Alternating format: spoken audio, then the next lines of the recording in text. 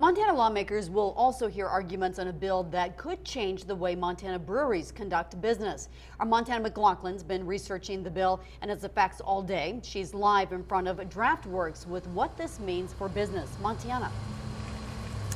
Yeah, Steve, Laurel, now that bill would let Montana breweries like DraftWorks here behind me produce up to 60,000 barrels of beer per year. Right now, they're only allowed to make up to 10,000.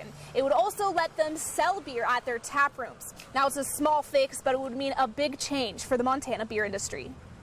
It's a booming industry, especially in Montana. In fact, the Montana Brewers Association says craft breweries have increased almost 90% in the last 7 years. But there's a problem. Right now, if you're over 10,000 barrels, that's 20,000 kegs or 140,000 cases of beer you can't sell for on-premise consumption. So that means that for us, we've been giving away 800 or 900 kegs a year since we've been out here. It's over $4 million worth of beer we've given to people.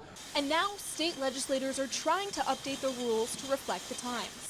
And so what this bill does is just a bipartisan effort to take away that archaic rule that those guys had to stop production at 10,000 barrels. And so it's just what we call raising the cap. Just take Big Sky Brewery. They can and sell beer all across the country. They tell me they hit the 10,000 barrel mark in the first 2 months of every year. Neil Leathers is one of the owners of Big Sky.